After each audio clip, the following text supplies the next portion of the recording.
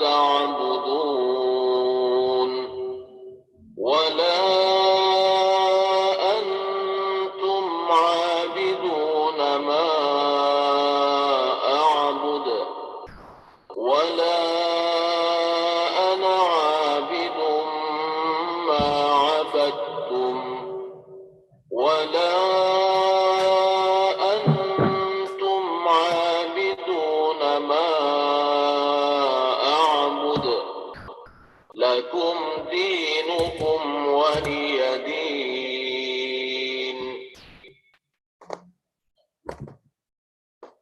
بسم الله الرحمن الرحيم.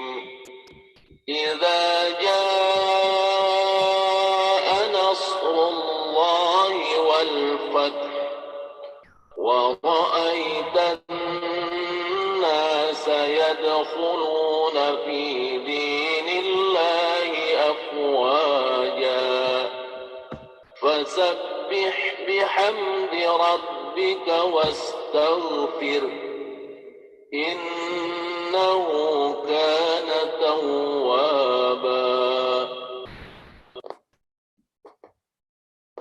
بسم الله الرحمن الرحيم. تبت يدا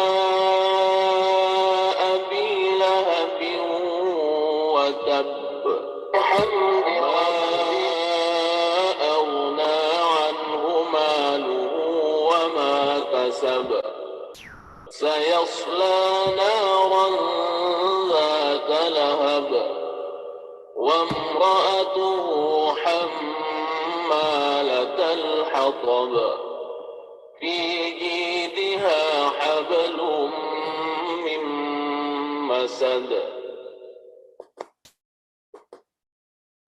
بسم الله الرحمن الرحيم. قل هو الله أحد الله الصمد لم يلد ولم يولد ولم يكن له كفوا أحد. بسم الله الرحمن الرحيم. قل أعوذ برب الفلق من شر ما خلق ومن شر غاسق إذا وقب ومن شر النفاثات في العقد ومن شر حاسد إذا حسد. بسم الله الرحمن الرحيم. قل أعوذ برب الناس ملك الناس إله الناس من شر الوسواس الخناس الذي يوسوس في صدور الناس من الجنة والناس.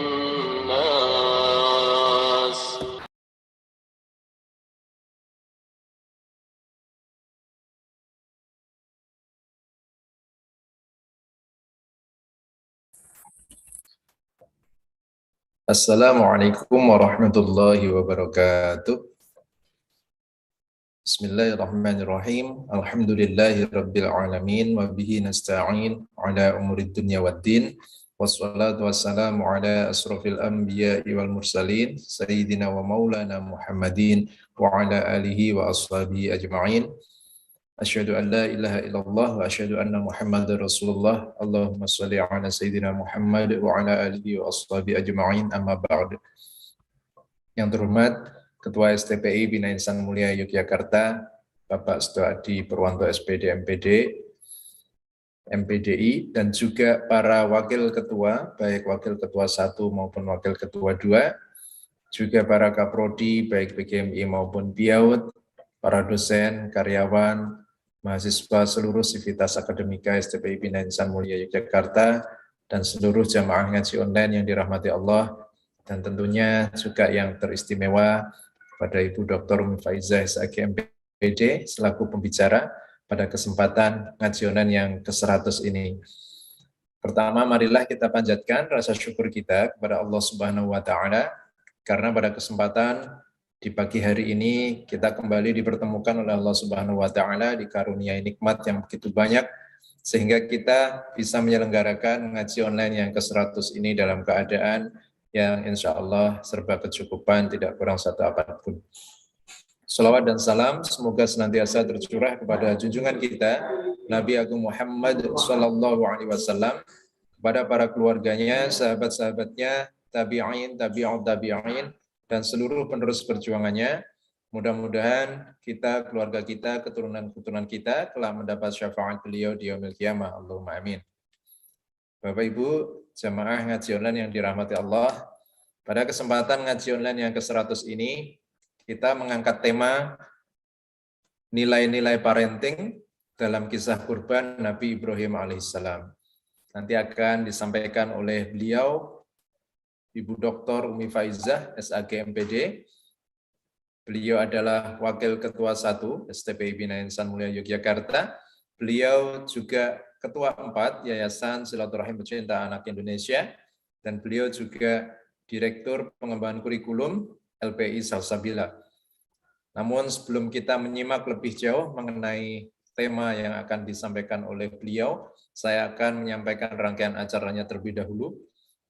Pertama, nanti kita buka, kemudian kita lanjutkan tadarus surat Al-Ma'un, serta dengan mentadaburi terjemahannya.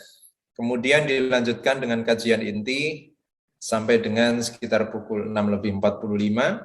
Kemudian dilanjutkan dengan diskusi sampai dengan pukul 7, dan insya Allah nanti pukul 7 acara kita akhiri. Bapak Ibu yang dirahmati Allah, mari bersama-sama kita awali ngaji online yang berbahagia ini dengan membaca suratul Fatihah. A'udzu billahi minasy syaithanir rajim. Bismillahirrahmanirrahim. Alhamdulillahi rabbil alamin. Ar-Rahmanir Rahim. Maliki yaumiddin. Iyyaka na'budu wa iyyaka nasta'in. Ihdinas siratal mustaqim. Siratal ladzina an'amta 'alaihim ghairil maghdubi 'alaihim waladdallin. Amin.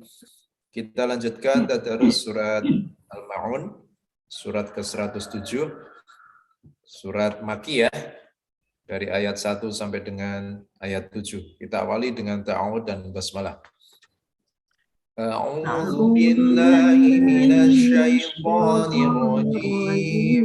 Bismillahirrahmanirrahim. Ara'aita alladhi yukazzibu bid-din fadzalika alladhi yad'ul yatim wa la yahuddu 'ala ta'amil miskin fawailul lil musallin alladhina hum 'an shalatihim sahun alladhina hum yura'un wa yamna'una al-ma'un. Shadaqallahul azim. Saya akan bacakan terjemahannya. Ara'aital ladzi yukadzibu bid-din. Tahukah kamu orang yang mendustakan agama? Fadzalikal ladzi yad'ul yatim. Itulah orang yang menghardik anak yatim. wala yahuddu ala ta'amil miskin, dan tidak menganjurkan untuk memberi makan orang miskin. Fawailul lil musallin, celakalah orang-orang yang melaksanakan sholat, alladzina hum an sholatihim sahun, yaitu yang lalai terhadap sholatnya. Alladzina hum yura'un, yang berbuat riya, wa yamna'unal ma'un, dan enggan memberi bantuan. Shadaqallahul azim, maha benar Allah atas segala firman-Nya. Bapak Ibu jamaah yang dirahmati Allah, demikian pembacaan tadarus surat Al-Ma'un beserta terjemahannya, mudah-mudahan semakin meningkatkan keimanan dan ketakwaan kita kepada Allah Subhanahu wa taala. Amin amin ya rabbal alamin. Jamaah yang dirahmati Allah, sekarang kita akan masuk pada kajian inti dengan tema nilai-nilai parenting dalam kisah kurban Nabi Ibrahim alaihissalam. Ini adalah tema yang relevan karena sekarang momentumnya adalah momentum Idul Kurban. Maka mari kita simak bersama-sama. Materi ini akan disampaikan oleh Ibu Dr. Umi Faizah, SAG MPD. Beliau adalah Wakil Ketua 1 STPI Bina Insan Mulia Yogyakarta. Beliau juga Ketua 4 Yayasan Silaturahim Pencinta Anak Indonesia dan juga Direktur Pengembangan Kurikulum LPI Salsabila. Alhamdulillah beliau sudah berada di tengah-tengah kita, maka langsung saja waktu saya berikan kepada beliau. Sumangga Bu Umi.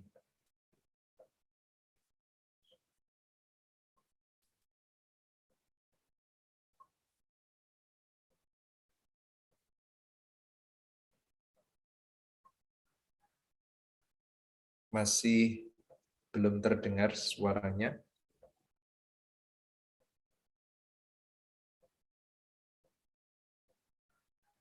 Masih mute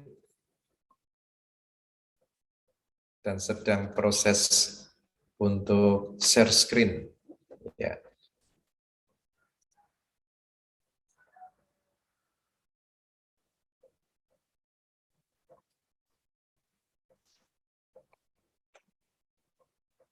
Oke. Bismillahirrahmanirrahim. Assalamualaikum warahmatullahi wabarakatuh. Waalaikumsalam warahmatullahi wabarakatuh. Alhamdulillah wassalatu wassalamu ala Rasulillah Sayyidina Muhammad ibn Abdillah wa ala alihi wa ashabihi wa mawalah, amma ba'd. Puji syukur bagi Allah, Tuhan seru sekalian alam. Alhamdulillah hari ini kita semuanya bisa bertemu pada forum yang sangat istimewa, ngaji online ke-100. Luar biasa, nggih. Mudah-mudahan kita semuanya diberi keistiqomahan untuk terus mengkaji ayat-ayat Allah, belajar bersama dan memperbaiki langkah-langkah kita ke depan, mudah-mudahan selalu lebih baik dan lebih baik lagi. Salawat dan salam mari kita sanjungkan pada Nabi Agung Muhammad Sallallahu Alaihi Wasallam. Mudah-mudahan kita semuanya menjadi umatnya yang istiqomah. Amin ya Rabbal Alamin. Sebelum saya mulai masuk pada tema yang sangat menarik ini, izinkan saya untuk share screen terlebih dahulu, nggih. Nggih. Monggo.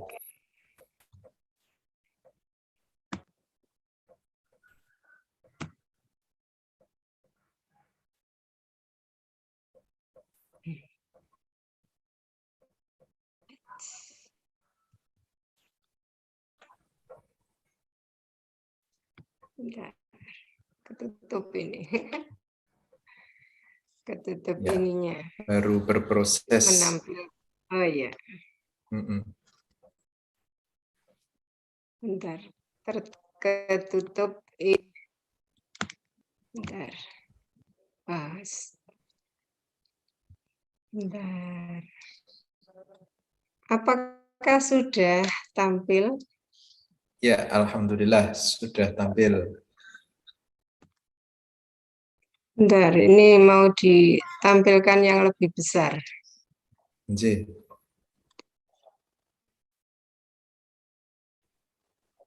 Belum nggih? Tampilannya sudah kelihatan. Bandwidth. Mungkin bandwidth-nya ya.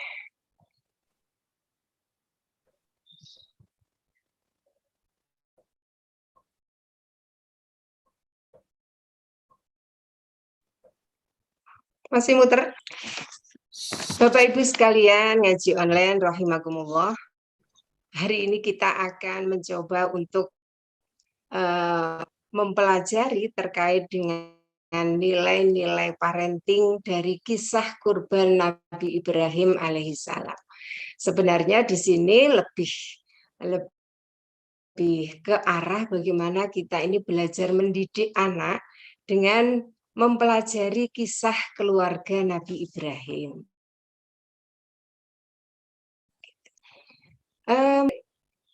Belum?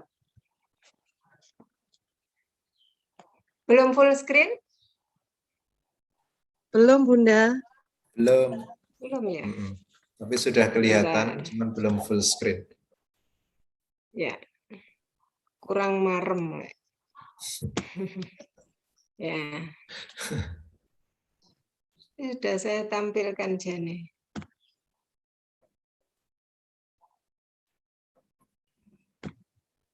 Apa ya? Kalau nggak full screen, animasinya nggak masuk. Oh.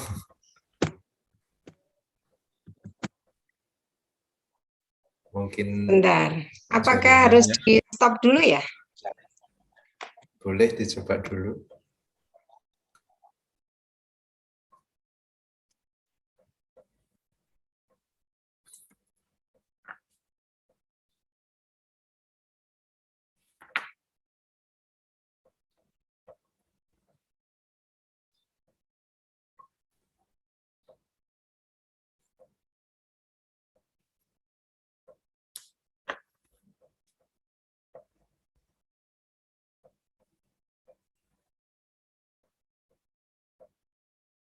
Sudah full screen, alhamdulillah. Oh iya.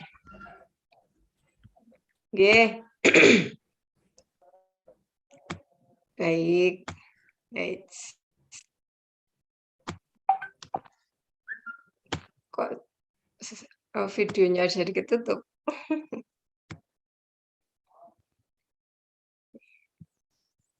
Oke. Ya, baik. Bapak Ibu sekalian, rahimakumullah. Nilai-nilai parenting dari kisah kurban Nabi Ibrahim alaihissalam ini sesungguhnya saya yakin Bapak Ibu sekalian sudah sering mendengar ya, sudah sering kita dalam berbagai kesempatan ini membaca kisah-kisah yang sangat menarik dari Nabi Ibrahim ya, dari bagaimana beliau masa kecilnya, kemudian masa remaja beliau yang penuh dengan negosiasi ya, kemudian sampailah pada kisah kurban beliau, yakni pada saat lahirnya dan mulai besarnya putra Nabi Ibrahim, yakni Nabi Ismail alaihi salam. Bapak Ibu sekalian yang berbahagia, ini sebentar lagi kita memasuki bulan Dzulhijjah. Ya, bulan Dzulhijjah ini adalah salah satu bulan yang istimewa. 4 di antara bulan yang istimewa yang dianugerahkan kepada kita sekalian selain bulan Ramadan. Tentu bulan Ramadan adalah bulan yang sangat istimewa. Namun selain bulan Ramadan ini ada 4 bulan istimewa, yakni 3 bulan yang berturut-turut dan 1 bulan lagi berpisah, ya tidak berturut-turut. Bulan apa saja itu? Seperti yang Bapak Ibu sekalian sudah ketahui, saat ini kita juga berada pada bulan istimewa, yaitu bulan Dzulqa'dah. Dan sebentar lagi kita juga masuk pada bulan yang istimewa kedua, yakni bulan Dzulhijjah. Dan yang ketiga bulan Muharram. Jadi nanti kita ini berturut-turut masuk bulan Dzulhijjah, kemudian masuk lagi bulan Muharram ya, tahun baru Islam. Kemudian nanti yang satunya lagi adalah bulan Rajab. Nah, untuk memasuki bulan istimewa yakni bulan Dzulhijjah, tentu kita tahu banyak hal yang disunahkan dan dianjurkan pada bulan Dzulhijjah ini, biasanya peristiwa-peristiwa yang melingkupi di dalamnya. Ya, baik itu ada peristiwa nantinya puasa ya, puasa sunnah, puasa Arafah, atau mungkin ada juga yang dimulai dari puasa tarwiyah ya, tarwiyah itu tanggal 8, Arafah itu tanggal 9. Kemudian di situ di bulan Dzulhijjah itu juga ada peristiwa sholat Idul Adha, kemudian tentu ibadah kurban ya, dan lain sebagainya, di mana di situ dikumandangkan takbir, tahmid, dan tahlil. Menariknya Bapak Ibu sekalian, rangkaian dari ibadah bulan Dzulhijjah ini banyak diinspirasikan dari apa yang dilakukan oleh Nabi Ibrahim alaihi salam, ya, dari kisah beliau. Bapak Ibu rahimakumullah, yuk kita coba telusuri kembali Al-Quran surat Ali Imran ayat 33. Kok berhenti ya ininya? Bentar. Kenapa ini Pak Safi?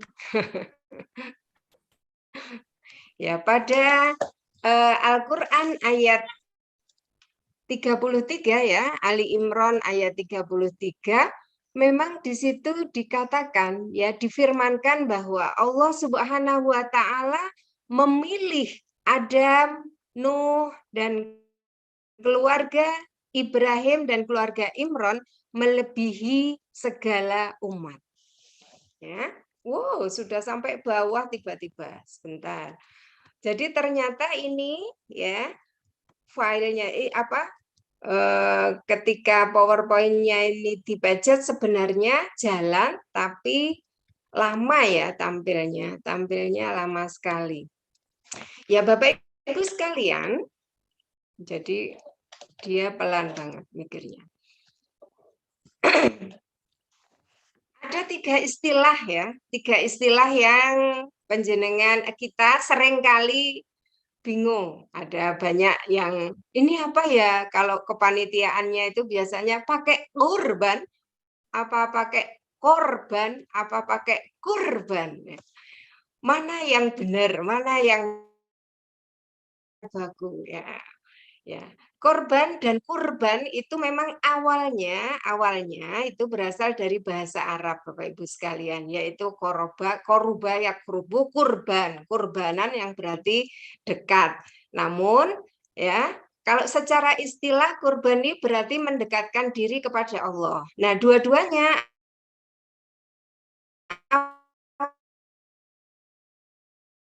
awalnya memang dari bahasa Arab. Namun maka kata yang baku ya dalam bahasa Indonesia itu adalah kurban. Jadi kalau yang dimaksudkan adalah kurban yang bisa berarti udhiyah ya, binatang sembelihan, atau kurban untuk mendekatkan diri kepada Allah, maka tulisannya yang tepat adalah kurban, pakai KURBAN. Kalau korban itu berbeda sekali ya. Korban artinya berbeda sekali dengan kurban kalau dalam Kamus Besar Bahasa Indonesia. Jadi dua-duanya ada dalam Kamus Besar Bahasa Indonesia, korban dan kurban, tapi kalau kurban justru tidak ada dalam Kamus Besar Bahasa Indonesia. Tapi kalau kurban pakai ki, itu adalah yang dimaksudkan tulisan dalam bahasa Arabnya, jadi pakai kof kalau dalam bahasa Arabnya, tapi dalam bahasa Indonesia pakai k, kurban. Ya, Bapak Ibu sekalian, seperti yang tadi sempat saya singgung, bahwasanya memang Allah memberikan kita contoh ya melalui kisah-kisah yang ada dalam Al-Quran, termasuk di sini kisah dalam keluarga Nabi Ibrahim. Kita perhatikan dari surat 3 atau Ali Imran ayat 33, di situ Allah menegaskan innallaha astofa Adama wa Nuha wa ala Ibrahim wa ala Imrana alal alamin. Sesungguhnya Allah memilih Adam, Nuh, keluarga Ibrahim dan keluarga Imran melebihi segala umat pada masanya masing-masing. Dzurriatan ba'duha mim ba'd. Ini menjadi satu keluarga sebagai satu keturunan, yang satu keturunan dari yang lain. Innallaha wallahu sami'un alim. Sesungguhnya Allah Maha mendengar lagi Maha mengetahui. Kita perhatikan Bapak Ibu sekalian, kalau Allah menyebut bahwasanya ada contoh di situ Allah memilih sebagai ibroh manusia, itu yang dicontohkan ada Adam dan Nuh, itu tidak disebutkan di depannya Allah, ya. Tapi begitu menyebut Nabi Ibrahim disebutkan ala Ibrahim, keluarga Nabi Ibrahim, wa ala Imran, dan keluarga Imran. Kita tahu bahwasannya Nabi Ibrahim alaihissalam itu disebut sebagai bapaknya para nabi, ya, bapak para nabi, sehingga meskipun jaraknya dari kita ribuan tahun sampai sekarang pun kita sholat selalu menyebut beliau. Jadi meskipun ribuan tahun jaraknya dari kita, tapi serasa dekat. Ala Sayyidina Muhammad wa ala ali Sayyidina Muhammad kama sholaita ala Ibrahim. Ala Sayyidina Ibrahim, ya bisa. Kama sholaita sebagaimana. Jadi selalu kita sebutkan kama sholaita ala Ibrahim wa ala ali Ibrahim. Wa barik ala Muhammad wa ala ali Muhammad kama barokta ala Ibrahim wa ala ali Ibrahim. Ini satu hal yang sangat menarik, ya. Memang Allah memberikan ibroh itu selalu ada hal-hal yang bisa diungkap dari sini.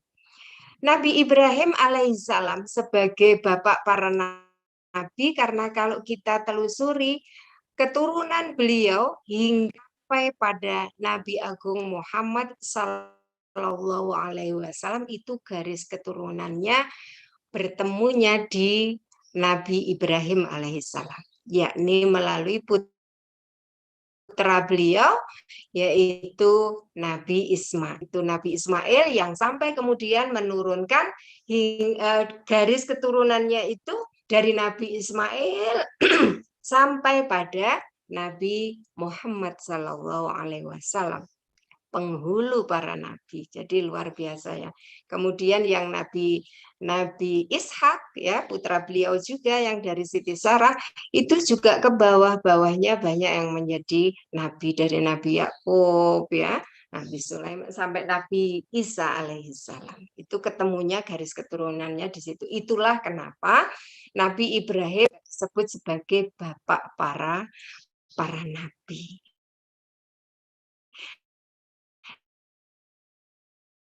Nah, Bapak Ibu sekalian, Imran, tentu kita juga sudah sedikit banyak mengetahui, ya, bagaimana kisah yang dikisahkan dalam Al-Quran, keluarga Nabi Ibrahim seperti apa.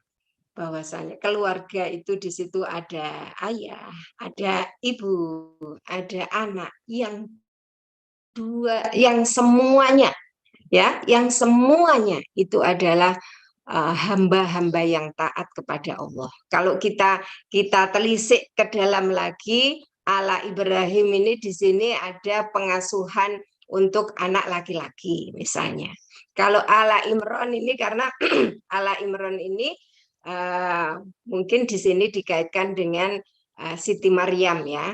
Ini untuk ibunda Nabi Isa alaihissalam, di sini pengasuhan anak perempuan. Tapi sejauh ini kisah Nabi Ibrahim sesungguhnya menjadi ibroh bagi semua keluarga, ya, dalam bagaimana membawa keluarganya.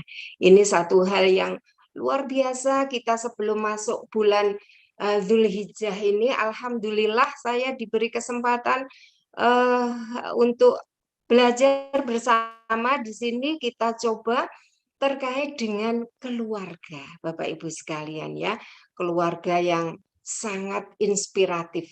Ini kisah sukses Nabi Ibrahim ini banyak sekali kalau kita lihat, tapi dalam dunia pendidikan ambil dua saja.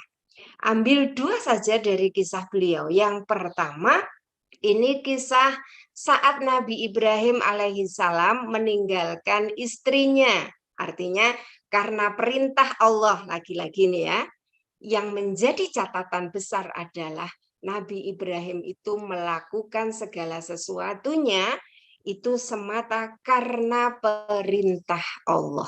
Itu yang harus jadi catatan besar. Dan keluarganya mengikuti, taat, patuh. Begitu.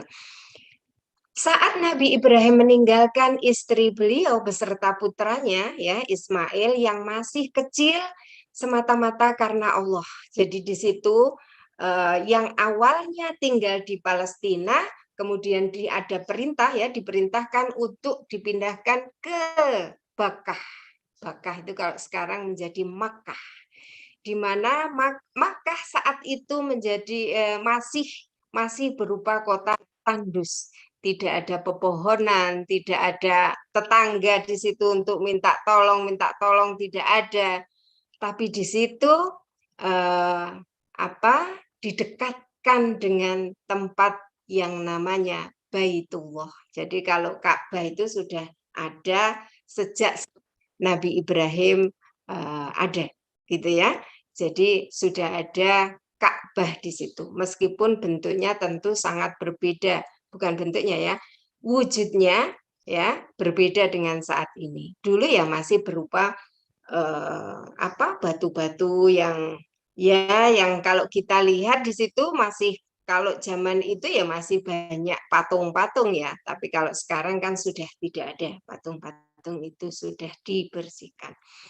Itu yang pertama, nanti kita menjadi pijakan kita untuk membahas terkait dengan parenting. Lalu yang kedua, Bapak Ibu sekalian, pada saat Nabi Ibrahim hendak menyembelih Ismail, juga karena perintah Allah Subhanahu wa Ta'ala. Maka di situ Allah juga sudah menyebutkan dalam Al-Quran, memerintahkan kepada Nabi kita, Nabi Agung Muhammad Sallallahu Alaihi Wasallam, ceritakanlah kisah Ibrahim ya dalam Al-Quran.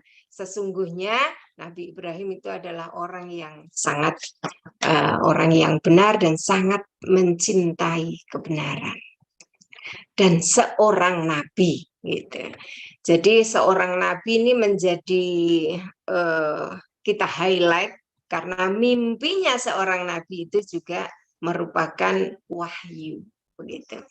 Maka ketika dikisahkan itu di kisah yang kedua, nanti kita lihat bagaimana cara beliau menyampaikan. Bapak Ibu sekalian rahimakumullah, Nabi Ibrahim sebagai kepala keluarga, yakni berperan sebagai suami, sebagai ayah, ya, itu beliau memberi ketelatenan keluarganya dalam membina keluarganya, yang kemudian karena contoh yang selalu diberikan oleh Nabi Ibrahim alaihissalam, ini juga istrinya Siti Hajar itu juga wanita yang sangat taat ya, taat kepada Allah dan patuh kepada suaminya. Nah, ini kisah yang pertama pada saat Hajar dan putranya Ismail yang masih kecil mau ditinggalkan ya di lembah yang tandus itu, kemudian Hajar bertanya, ya kalau sekarang, "Loh Mas, jenengan badhe tindak pundi?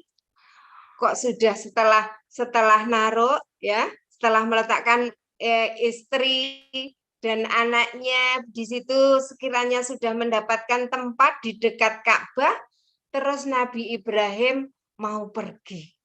Lho Mas, jenengan badhe tindak pundi ya Mas?" Nah, tiang mriki mungkin ngaten ya. Orang-orang sini mungkin. Nah, ini kalau kita lihat di sini, wahai suami suamiku, wahai suamiku, jadi kayak sinetron ya, kalau wahai suamiku, kayak terjemahan. Apakah ini perintah, wahai suamiku, hendak kemanakah engkau? Jenengan badhe teng pundi to, Mas? Sebenarnya dalam hati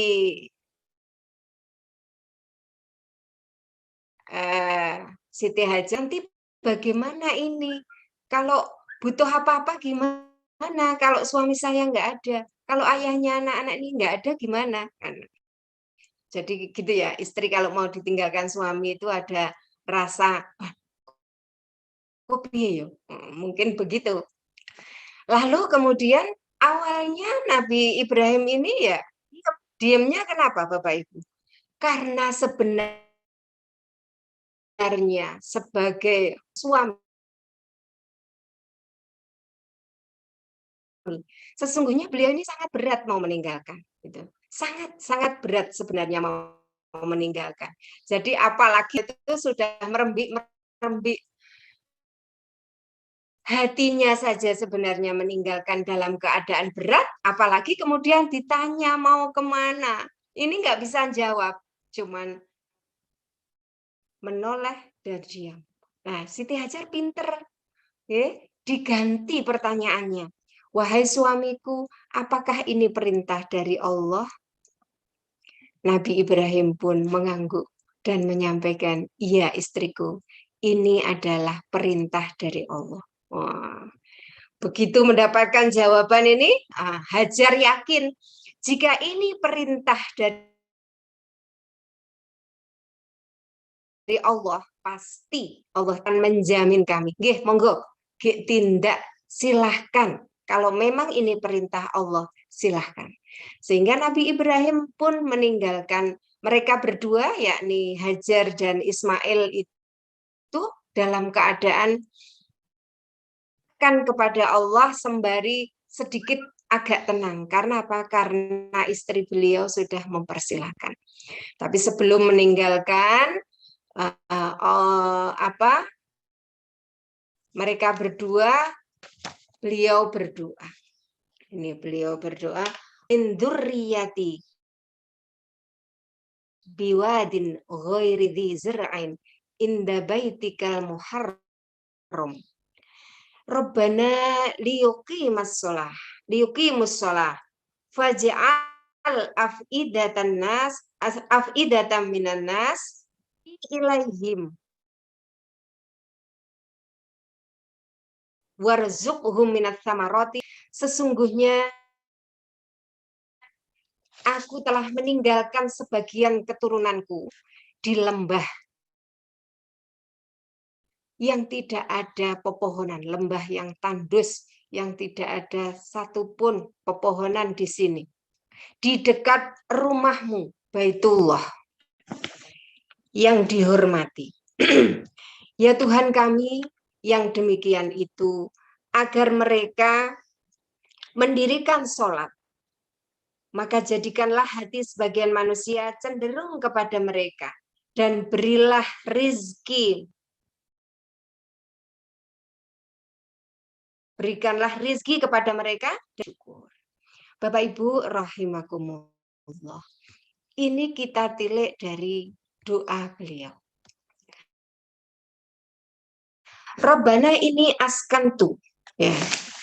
Ini askantu min dzurriyyati. Sebagian dari keturunanku biwadin ghairi dzi zar'ain. Ya. Di tempat yang tandus, yang tidak ada pepohonan di situ. Nah, ini kita kaji dari doa beliau ini dan kondisinya bisa kita bayangkan. Ya, kondisinya kita bayangkan. Ini kenapa lari sampai di sini? Ya. Oke. Bandwidth lemah. Ya. Jadi yang apa yang dilakukan oleh Nabi Ibrahim alaihissalam ini punya, kalau kita lihat ada 4 hal, atau mungkin juga bisa dilihat dari 6 hal juga bisa. Kita lihat di sini yang pertama ya. Di situ Nabi Ibrahim menempatkan istri dan anak beliau itu dalam keadaan yang di situ ya harus berupaya keras dalam kondisi keprihatinan. Jadi diajak prihatin, termasuk ini orang tua. Jadi Nabi Ibrahim itu meninggalkan mereka berdua itu tidak kok senang-senang, tapi ini memang perintah Allah sehingga beliau lakukan dengan ikhlas. Kalau dengan gembira itu saya kira tidak ya dalam hal ini, tapi dengan ikhlas, penuh kesabaran dan ikhlas. Nah ini, jadi memang dituntut satu keprihatinan di sini, hidup prihatin dulu dan mendekatkan diri kepada Allah. Makanya di situ ya pada saat belum punya keturunan pun beliau selalu berdoa. Rabbi habli minas sholihin. Rabbi habli minas sholihin. Ya Allah, karuniakan kepadaku anak-anak yang soleh. Lalu kemudian ini baru saja punya anak yang ditunggu-tunggu, tapi harus terpisah jaraknya. Nabi Ibrahim nantinya di Palestina, Hajar dan Ismail berada di Makkah. Jaraknya kalau ditempuh itu bisa 1 hari 2 malam. Jadi cukup jauh.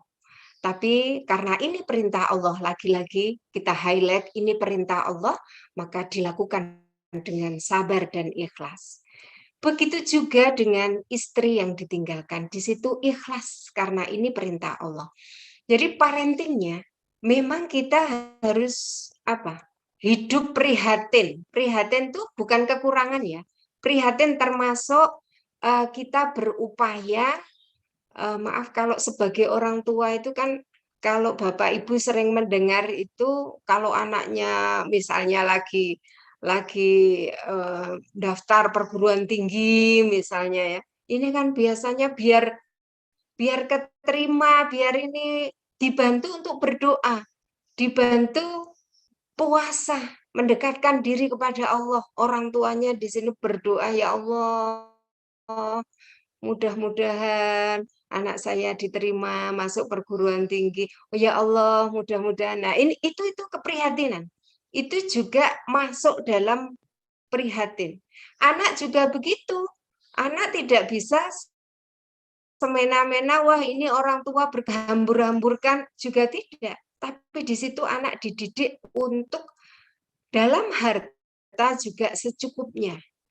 Sesuai dengan kebutuhan. Gitu ya, sesuai dengan kebutuhan, diupayakan ya, kalau sudah cukup sudah. Tapi di situ keprihatinan itu lahir dan batin.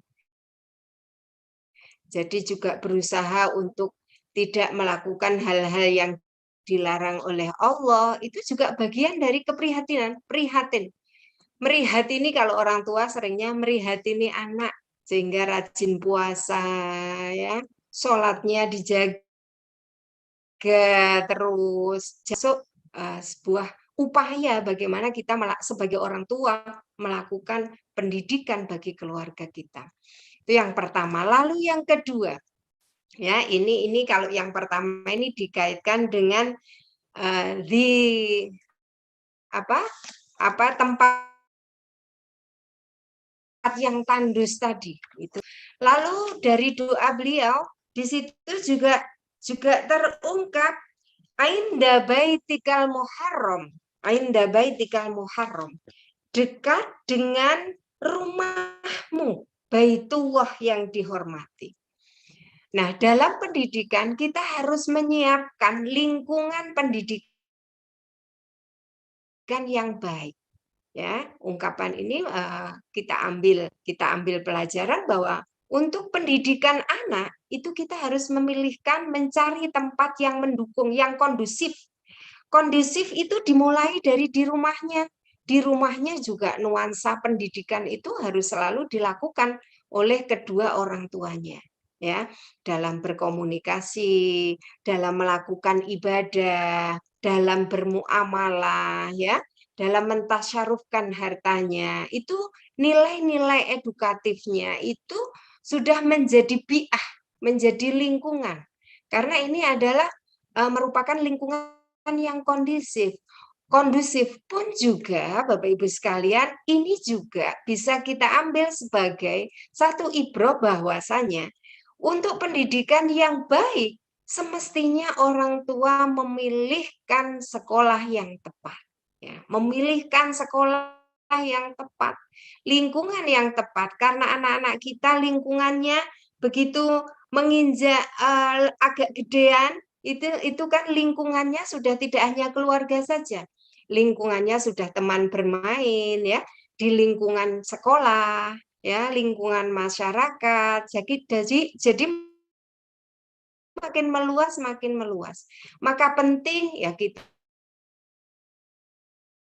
mencari, kalau dari keluarga itu mencari tempat yang kita upayakan, memang sebaiknya kita mencari yang seperti itu. Tinggal di rumah pun yang lingkungannya aman, lingkungannya baik, ya.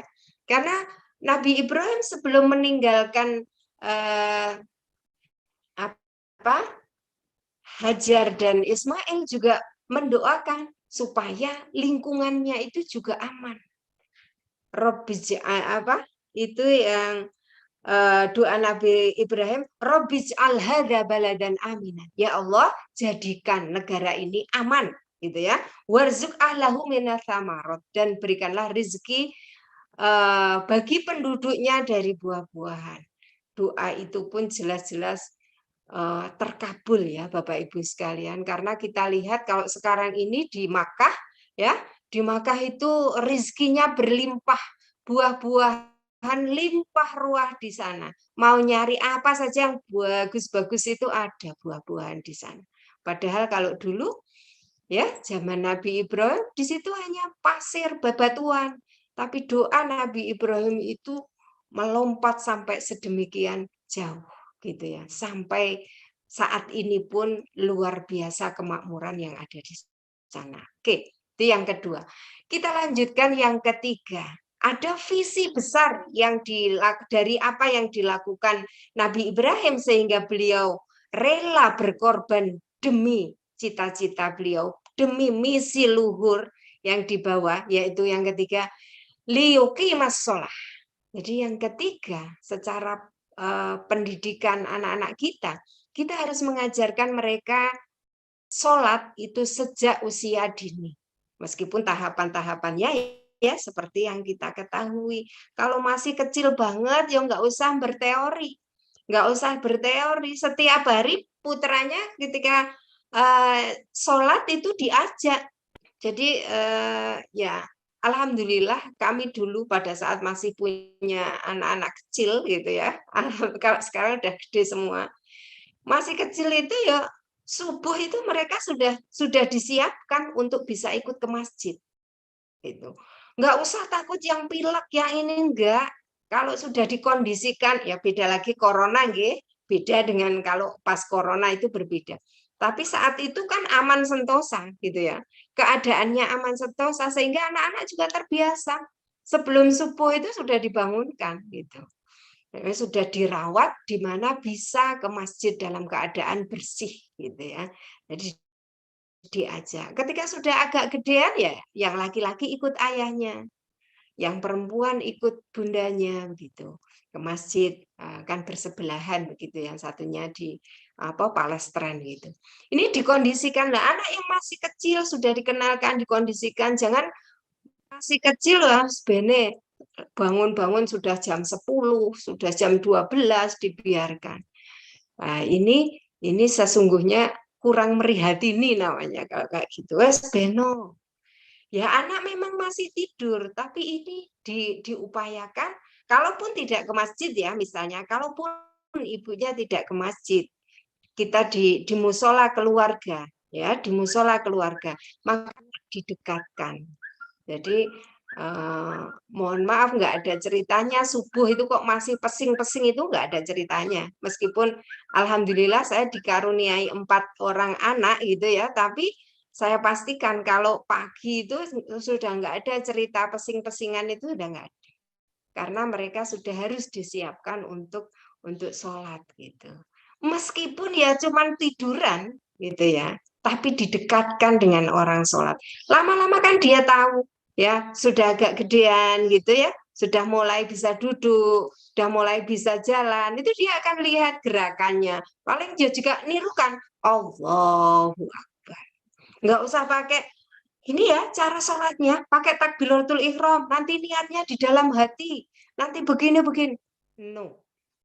Kalau masih kecil, cukup diteladankan, dicontohkan ya, dan diajak. Karena tadi lingkungannya sudah kondusif, ini mudah gitu ya, diajak sholat. Sudah agak gedean lagi, ya sudah mulai tambah dengan ada perintah. Selain diajak, diperintah. Kalau misalnya sudah zuhur, apa sudah asar kok masih leha-leha, masih santai-santai, loh mas atau mbak, ini kan sudah zuhur, kita salat yuk, salat dulu, wudhu dulu, yuk. Ya, jadi ini dalam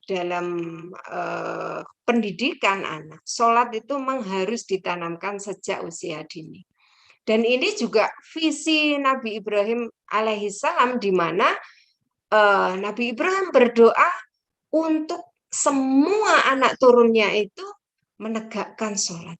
Rabbi ja'alni muqimas sholah. Ya Allah, jadikan aku orang yang terus menegakkan sholat. Wa min dzurriyyati, dan juga anak keturunanku. Luar biasa. Jadi Nabi Ibrahim itu kita diberi contoh oleh beliau bagaimana berdoa itu tidak doa yang egois untuk dirinya sendiri saja, tapi untuk anak, untuk keturunan kita semuanya. Bahkan ya, kalau Rasulullah saja juga mencontohkan astagfirullahaladzim lil muslimina wal muslimat, ya toh. Itu kan artinya untuk semua kaum muslim ini juga dimintakan ampun pada Allah Subhanahu wa taala. Tapi bukan berarti terus umat Islam sak kepenake dhewe kan wis udah dimintakan ampun, bukan begitu konsepnya. Tapi ini kita ambil bahwasanya satu, bahwa sholat itu memang sudah harus dikenalkan sejak kecil. Yang kedua, bahwasanya kita berdoa itu tidak cukup hanya untuk kebutuhan saat ini, tapi sampai generasi-generasi yang akan datang. Ya, maka kalau saya tuh berdoa juga banyak ngikuti bapak saya. Gitu. Saya mendengarkan bapak saya kalau berdoa bagaimana. Saya berupaya untuk kalau sudah besar tuh ya nyari seperti apa gitu ya. Tapi kalau masih kecil itu mendengarkan, kemudian oh gitu. Awalnya nggak tahu artinya, ketika sudah besar dicari oh begini. Atau bahkan orang tua kadang juga menjelaskan gitu ya. Misalnya, Allahumma ja'alna wa auladana min ahlil ilmi wal khair. Ya Allah, jadikan aku dan anak keturunanku. Ya Allahumma ja'alna wa auladana wa ahlana. Gitu ya. Wa dzurriyyatina. Ya Allah, jadikan aku dan anak-anakku, anak keturunanku, seterusnya gitu ya. Min ahlil ilmi wal khair, menjadi ahli ilmu dan ahli kebaikan, ahli berbuat kebaikan. Wala taj'alna wa iyyahum min ahli syarri wad dhair, dan jangan jadikan kami dan anak keturunan kami menjadi orang-orang yang ahli dalam kemaksiatan. Ya, jadi ini memang kita mohonkan, makanya mudah-mudahan dengan begitu jalan kita ini selalu terus lurus begitu. Oke, baik Bapak Ibu sekalian, kita lanjutkan waktu semakin sudah jam segini ya. Yang keempat ini yang keempat di situ dari doa itu Nabi Ibrahim memohonkan agar dicintai banyak orang. Kalau hikmah yang di Makkahnya ini semua orang pada pingin hadir di sana. Semua orang pingin naik haji, meskipun sekarang itu tunggunya 20 sampai 30 tahun. Tapi ya orang masih pada daftar pingin haji. Nah, ini juga kita lihat di sini ada unsur orang itu dicintai orang lain. Biasanya kalau kepada kita tarik pada nilai parentingnya, di sini adalah penanaman akhlakul karimah. Supaya apa? Dia bisa bermuamalah, bisa bergaul dengan sebaik-baiknya. Yang kelima, kecukupan gizi. Nah, itu kecukupan gizi itu juga diperlukan dalam keberhasilan pendidikan. Makanya di situ Nabi Ibrahim memohon minas samarot, berikanlah rizki dari buah-buahan. Yang keempat, yang keenam, selalu bersyukur. 6 nilai ini Bapak Ibu kalau kita kupas lebih jauh lagi masih sangat banyak sesungguhnya. Tapi mudah-mudahan dari 6 ini kita bisa mengintrospeksi pada keluarga kita. Memang bulan ini adalah bulan muhasabah keluarga. Saatnya seorang ayah berintrospeksi apakah sudah membawa keluarganya menjadi keluarga yang taat kepada Allah. Seorang ibu juga berintrospeksi apakah sebagai seorang istri, seorang ibu sudah melakukan kewajibannya dengan sebaik-baiknya. Seorang anak juga demikian. Bapak Ibu, mohon maaf ini ternyata sudah jam 6.56, mohon maaf. Mas sebenarnya masih ingin mendiskusikan, namun saya cukupkan dari 6 hal ini aja dulu, barangkali masih nanti ada bisa dikembangkan. Terima kasih. Mohon maaf sekali lagi, saya kembalikan pada Pak Syafi'i. Saya akhiri terlebih dahulu, meskipun nanti masih dibuka pertanyaan barangkali. Akhiru qauli hadza wal afu minkum. Wassalamualaikum warahmatullahi wabarakatuh. Waalaikumsalam warahmatullahi wabarakatuh. Matur nuwun sangat Bumi atas materinya, menarik ya Bapak Ibu.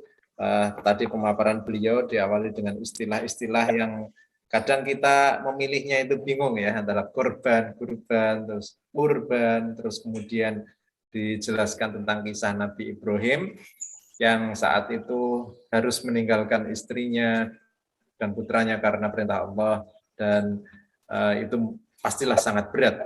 Dan tadi nilai-nilai parenting yang kita simak ada 6, namun sebetulnya saya yakin karena ini materinya menarik sehingga tidak terasa waktunya habis. Kalau dijelaskan sebetulnya masih panjang, maka yang tadi sudah disampaikan beliau langsung saja. Ternyata saya ini baru kisah yang pertama Pak. Betul ya, yang sembelihannya kan tadi ada 2 ya. Ya, nanti sesi berikutnya mungkin, mudah-mudahan masih memungkinkan. Oke Bapak Ibu, bagi yang ingin memberikan tanggapan secara langsung boleh. Ini ada juga Bumi yang melalui kolom chat. Ini Ibu Septi Muslimah. Ini memberikan pertanyaan. Bunda Umi mohon kiat untuk menguatkan hati orang tua melepas anak-anak yang baru lulus SD untuk masuk pondok. Nah ini cocok banget ini Bu Umi, karena putranya banyak yang ke pondok ini. Moga mungkin langsung mohon Bu Umi nggih, karena ini timingnya sudah mendekati ujung. Ya, baik, terima kasih Pak Syafi'i, terima kasih Bu Septi. Pertanyaan ini seringkali ditanyakan oleh para orang tua ya, termasuk awalnya dulu saya juga, wah kok mesakne ya, jadi ada perasaan itu kok mesakne ya, kalau di rumah istilahnya minta apa-apa ya karena dekat orang tua itu pasti berbeda. Nah Ibu, ini untuk tujuan yang lebih lagi, untuk tujuan cita-cita kita ya, maka di situ Ibu bisa menilai pada yang pertama keprihatinan. Anak ini diajak prihatin, dia belajar prihatin, meskipun mungkin di rumah berkelimpahan kasih sayang, berkelimpahan harta barangkali ya.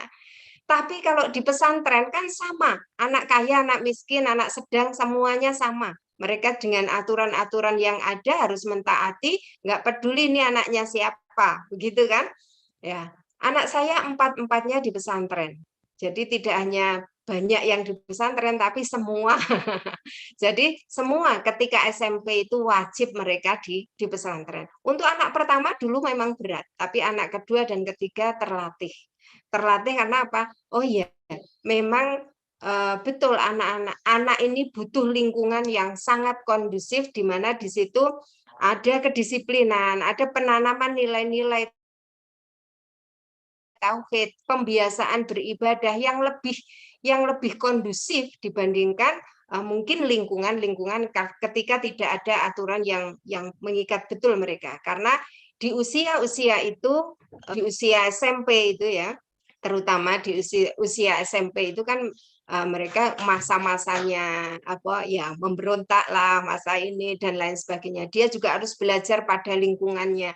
Maka orang tua menguatkan hati bahwasanya ini niatnya tolabul ilmi, kita sebagai orang tua mendukungnya, dan juga disitulah nilai parenting yang pertama, hidup prihatin. Ya prihatin dulu ya Le, atau prihatin dulu ya Nduk, ayah bunda mendoakan yang terbaik. Ya, kalau mau dirasa ya nggak tega juga, tapi ya Bismillah, karena dimanapun bumi Allah, pasti Allah menjaga. Saya biasa menitipkan anak-anak saya, kalau di pesantren itu, saya berdoanya, ya Allah saya titipkan kepadamu. Pasti engkau akan mendidiknya dengan sebaik-baiknya, dan saya bermohon untuk mereka dilindungi dari hal-hal yang membahayakan diri mereka. Itu sudah pasti. Jadi begitu Bu Septi, mudah-mudahan bisa mewakili ya hal-hal yang lainnya juga. Prinsipnya saya ingin memberikan clue bahwasanya kesuksesan keberhasilan dari keluarga Nabi Ibrahim itu kuncinya adalah pada kepatuhan, ketaatan, pengorbanan, dan keteladanan.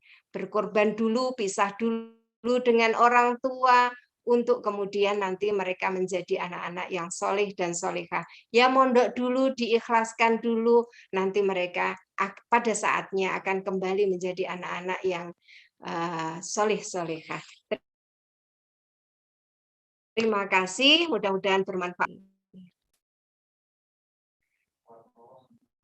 Oke, baik. Terima kasih Bu Umi yang sudah memberikan penguatan, memberikan kiat kepada khususnya Bunda Septi Muslimah yang tadi memberikan tanggapan, dan tadi kita bisa mengambil setidaknya kesimpulannya adalah kita bisa ngambil nilai parenting yang pertama ya, jadi hidup prihatin. Anak diajarkan untuk hidup prihatin karena memang tanpa latihan hidup prihatin nanti mereka mungkin akan agak kesulitan juga, bahkan mungkin benar-benar kesulitan mengarungi kehidupan ini ya, yang penuh dengan problematika gitu ya. Bagi yang belum terdidik mungkin akan bingung. Dan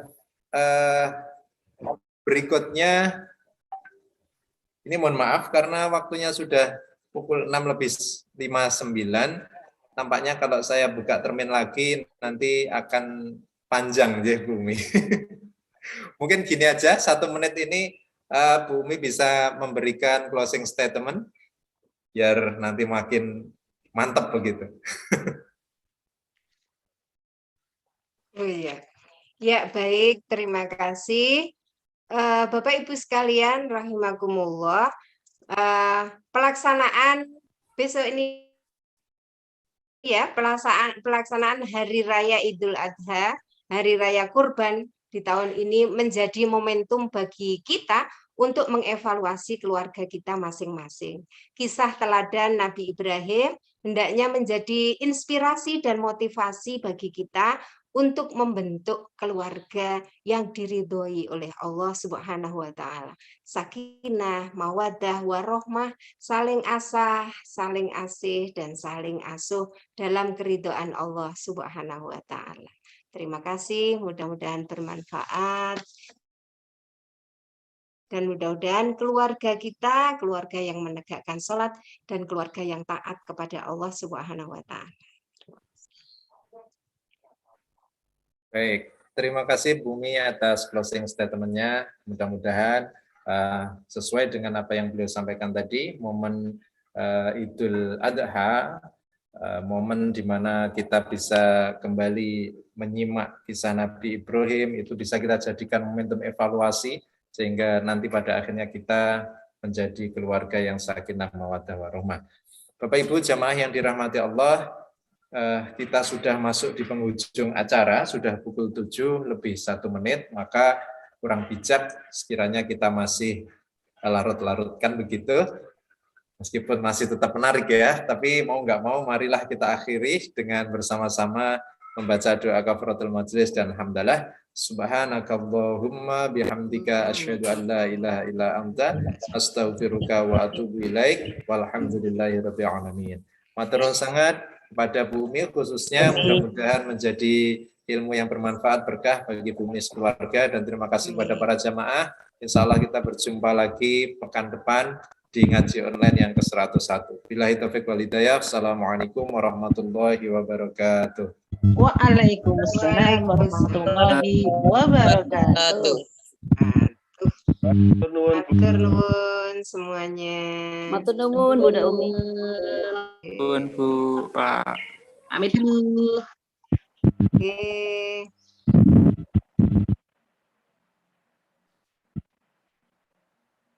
Ya. Izin live nggih. Assalamualaikum. Waalaikumsalam. Terima kasih Bu.